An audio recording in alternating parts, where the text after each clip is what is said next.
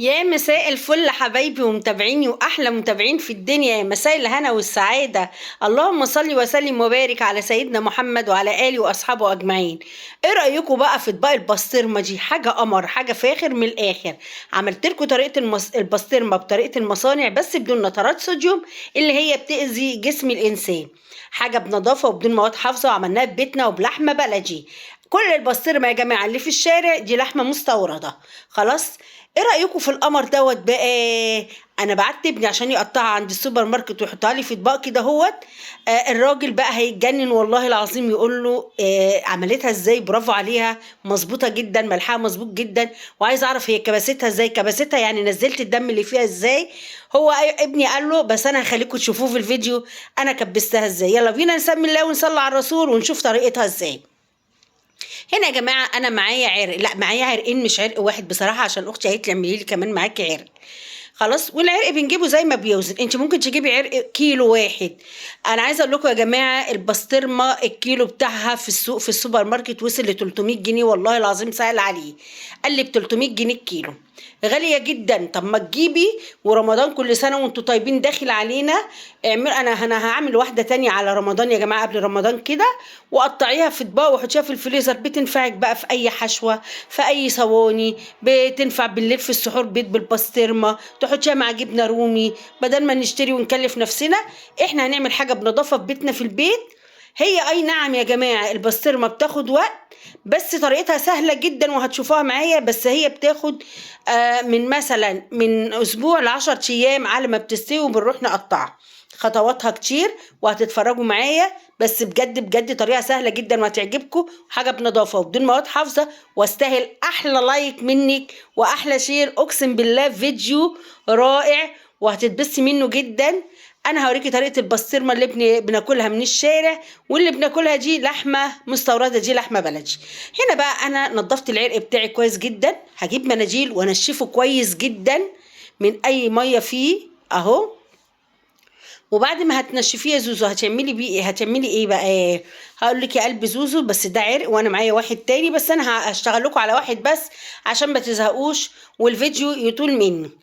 طيب انا بعد ما بنشفه كويس جدا بروح جايبه بقى الملح بتاعي. انا بنشف الاول بس الصينيه والعرق كويس جدا، مش عايزه فيه نقطه ميه. اهو بصوا، على قد ما بقدر ما بخليش فيه ميه خالص، لان انتوا عارفين اللحمه بتبك ميه يا جماعه. وانا طبعا هنزل كل الميه اللي فيها دي، علشان هو ده الكبس اللي الراجل قال عليه لابني. هي كبستها ازاي؟ كبستها يعني نزلت كل الميه اللي فيها ازاي عشان اخد منها حته لحمه صافي. هوريكم وكملي معايا الفيديو يا امرايا علشان تتفرجي. اقسم بالله طريقه رائعه وهتعجبك جدا وهتنفعك في رمضان. اعمليها لاولادك. وتجيبي، عايزه تجيبي لحمه مستورده، عرق مستورد اعمليه، عرق بلدي براحتك حسب امكانياتك يا قلبي. بس بجد هيوفر معاكي كتير جدا.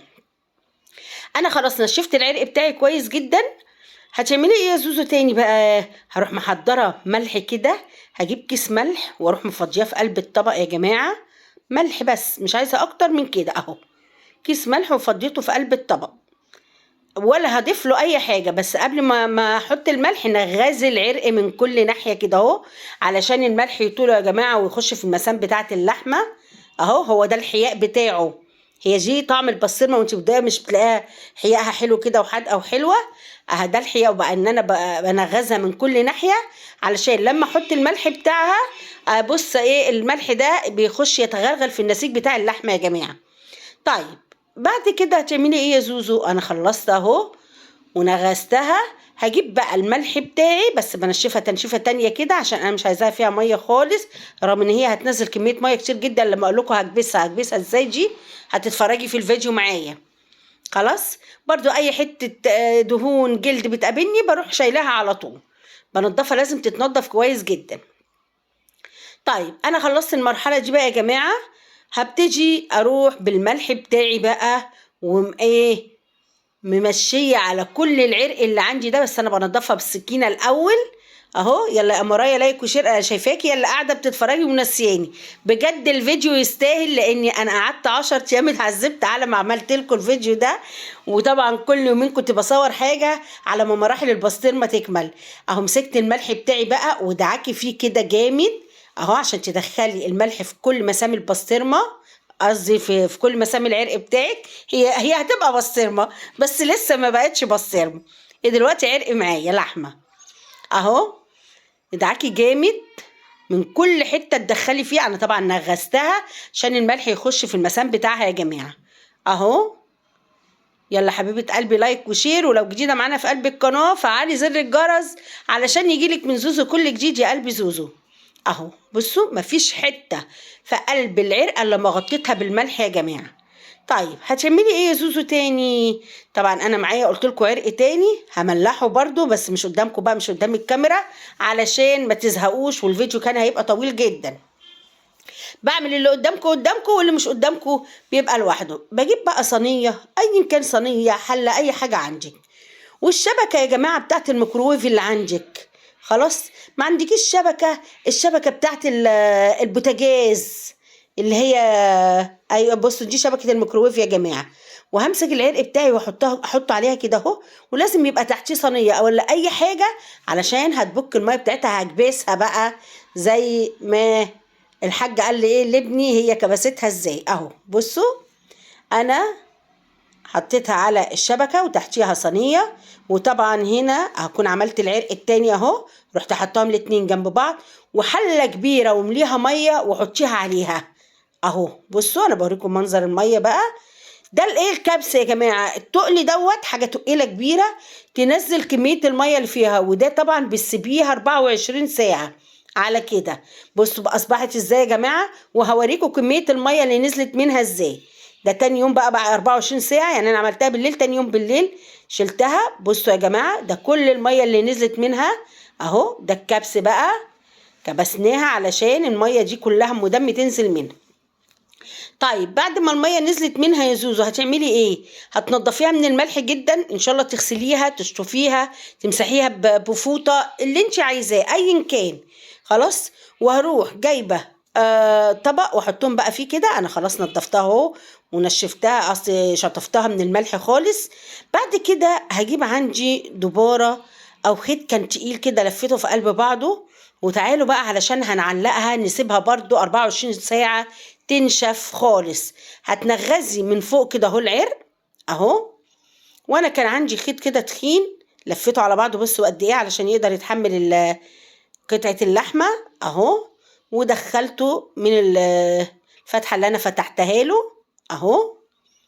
بعد كده هروح ربطاها في قلب بعضها وعلقيها في حته. انا علقتها في ايد المطبخ بصراحه علقيها في حته يكون الهواء طايلها من كل ناحيه ماشي.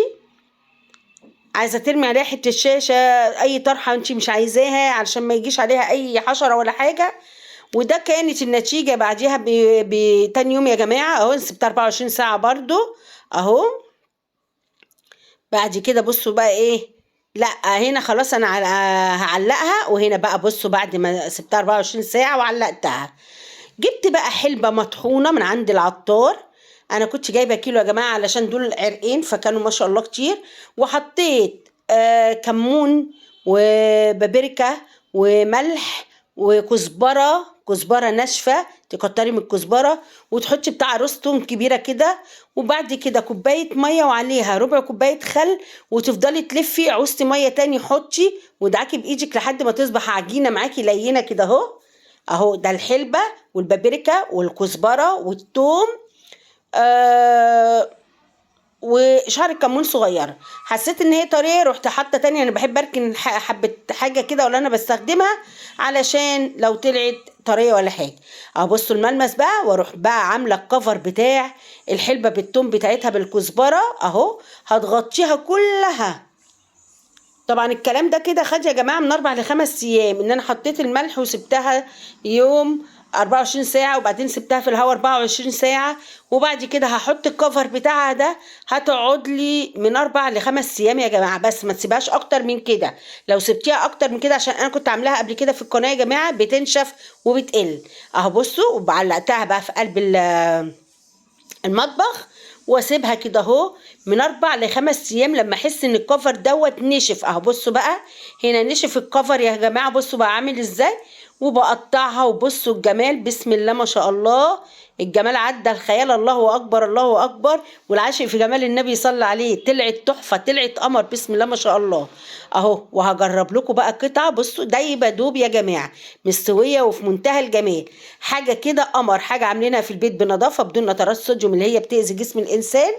بسم الله ما شاء الله. انا بقى خلاص انا هفتح مصنع بسطرمه بعد كده، وابقوا يا جماعه دعموني وتعالوا اشتروا من عندي، حاجه قمر، الله اكبر الله اكبر. ادي اهو يا جماعه العرقين، بسم الله ما شاء الله. وهنا بعد ما قطعناهم عند السوبر ماركت وحطيناهم في اكياس وغلفناهم، في منتهى الجمال، حاجه بنظافه انت عاملاها، بالله عليكي ما استاهلش منك لايك وشير. احلى لايك وشير لزوزو من ايدك الجميله يا قمرايه، وشجعوني بكومنت حلو منكم، تسلموا لي يا غاليين. وكل سنه وانتم طيبين، اعملوها على رمضان قبل ما رمضان يخش كده، حاجه بنظافه انت عاملاها في البيت، حاجه بسم الله ما شاء الله. طلعت النتيجه رائعه، اي نعم خدت حوالي 10 ايام على ما عملتها وصورت لكم على مراحل، بس انا كنت فرحانه بنفسي جدا. ولادي شجعوني قالوا لي طعمها يعني ما تقوليش ان ديت انت عاملاها في البيت يا ماما اكنها جاهزه بالظبط. عيالي فرحوني، والحاج اللي قطع لنا البسطرمه فرحني وقال لابني هي عملتها ازاي، طالعه مظبوطه جدا، الحمد لله رب العالمين. يا رب تعجبكم وينول اعجابكم الفيديو يا جماعه، ولو عجبكم الفيديو لايك وشير، والسلام عليكم ورحمه الله وبركاته.